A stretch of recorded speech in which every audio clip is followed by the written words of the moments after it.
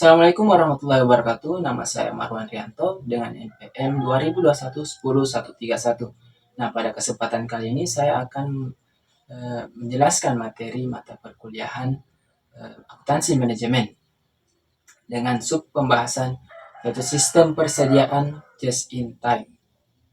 Oke, simak videonya.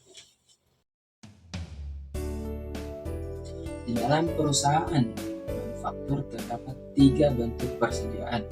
Yang pertama, persediaan bahan baku, persediaan dalam proses, dan persediaan produk jadi. Nah, tentunya untuk persediaan yang menumpuk membutuhkan biaya dalam perawatannya seperti sewa gedung dan pengawasan terhadap keamanan dari produk persediaan tersebut. Nah, untuk mengurangi biaya akibat dari penumpukan persediaan, biasanya perusahaan manufaktur menerapkan sistem just in time pada perusahaan mereka. Nah, apa sistem just in time ini? Sistem just in time merupakan upaya untuk mengurangi atau menghilangkan persediaan dengan tujuan mengurangi pemborosan. Sistem persediaan just in time mengasumsi bahwa semakin tinggi persediaan maka semakin boros penggunaannya. Tujuan dari sistem just in time.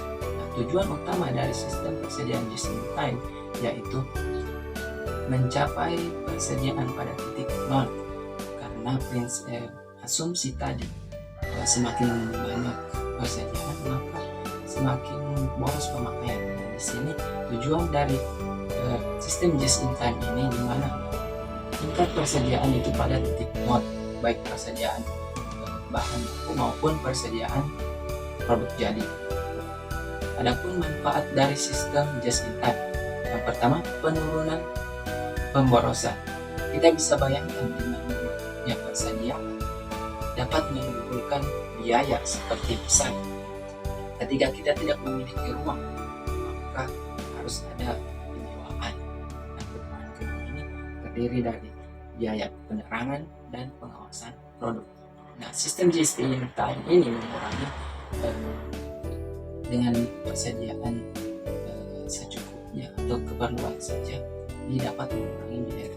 Yang kedua, menghindari penumpukan persediaan. Biasanya di dalam perusahaan terdapat banyak penumpukan perusahaan. Nah, ini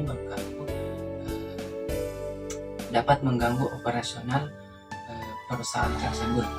Nah, dengan situasi yang leluasa dapat menunjang proses produksi. Yang ketiga, modal investasi yang lebih rendah. Sistem just in time melakukan pemesanan persediaan hanya berdasarkan kuantitas yang diperlukan dalam produksi. Nah, hal ini dapat mengurangi biaya untuk modal awal dari pembuatan produk tersebut. Selanjutnya, kelebihan dari sistem persediaan just in time. Pertama, biaya persediaan yang lebih minim. Nah, seperti saya katakan tadi, pembelian persediaan bahan baku hanya berdasarkan kuantitas yang diperlukan pada produksi, tidak melakukan pemesanan dalam produksi satu periode. Nah, sehingga biaya yang diperlukan dalam sistem just in time ini, biaya persediaannya sangat minim. Yang kedua, perbaikan kualitas. Nah, biasanya produk persediaan yang tersimpan lebih lama menimbulkan resiko kehilangan kualitas produk karena stok yang tidak terpakai dengan jangka waktu yang lama. Akibatnya dapat mengurangi kualitas persediaan tersebut.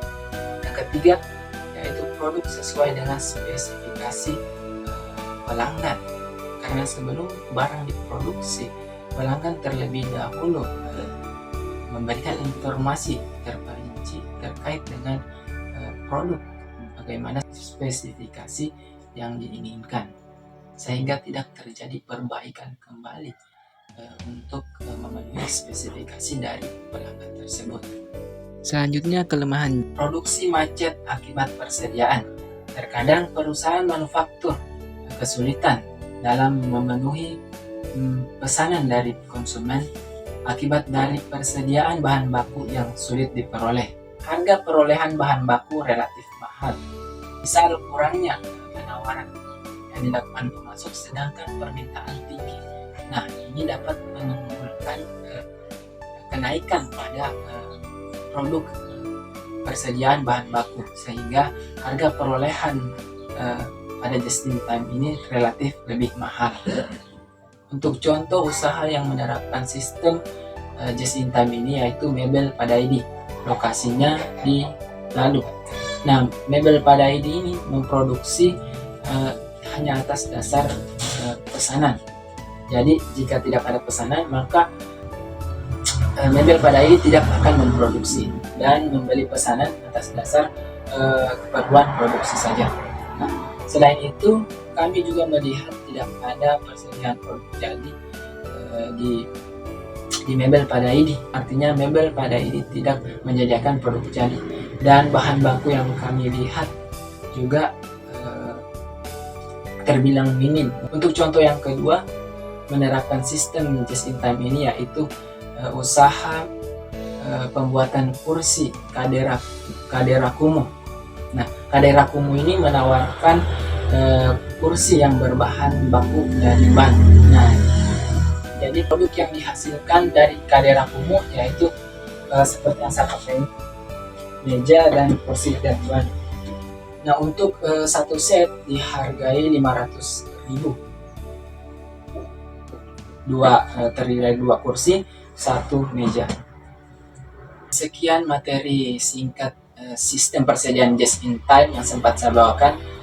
Lebih dan kurangnya mohon dimaafkan. Assalamualaikum warahmatullahi wabarakatuh.